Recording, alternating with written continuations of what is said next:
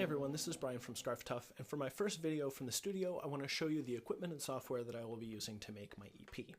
As I've mentioned before, I will be making the records with very limited resources, and so at the center of my rig will be an iPad 2 in this case.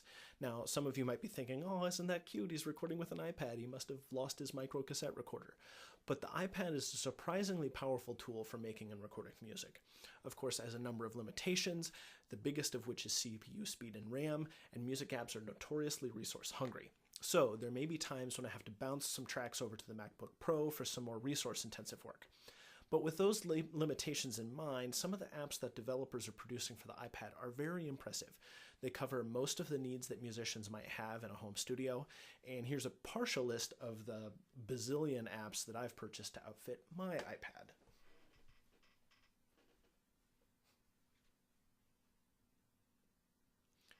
You get the idea. So now there's the matter of getting sounds into and out of the iPad. For iPad 1 and iPad 2 users, one of the best tools out there is the Alesis I/O dock.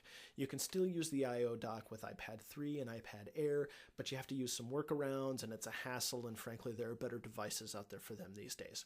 But for my purposes, the Alesis I/O dock gives me two inputs for microphones and instruments, a headphone output for monitoring, main output to go to a PA system or to go to my computer, and then MIDI in and out to control my MIDI devices. Now, speaking of MIDI controllers, my main way of interacting with my iPad is my M-Audio Axiom 61 MIDI controller. Now, this is an extremely flexible controller, and just about every key, slider, button, and pad on the device is assignable to just about every MIDI function that you can imagine. One of my favorite ways to use this is to assign different zones of the keyboard to different instruments in my iPad, play those into a looper to come up with new song ideas. Let me show you how this works. First off, let's have an overview of the apps that I'm running here. I run all of my apps through an audio routing app called Audio Bus, which connects my instruments, in this case SampleTank, which has a variety of different instruments, and Animoog, which is a synthesizer, to Loopy HD, which is my looping app. In between them, I have an app called Turnado, which provides a variety of effects and can do some crazy stuff. I'll show you more about how that works when we get into it. Now I have my knobs set to control the different effect parameters in Turnado. My sliders affect the volume of the different loops in Loopy, and then my pads and my keys all affect different instruments inside either SampleTank or Animoog. Let me show you how that works.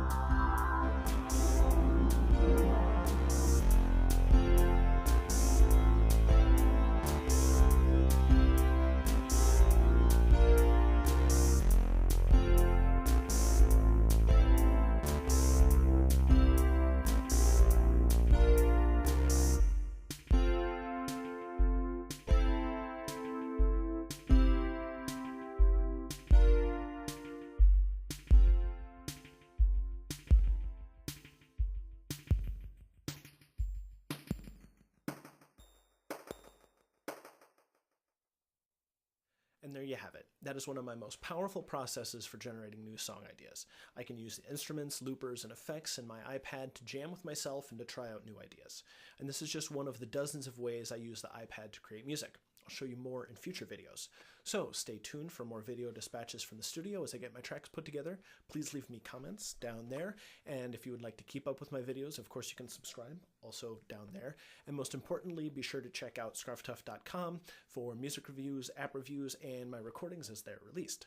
Thanks for watching. This is ScarfTough signing off. Until next time.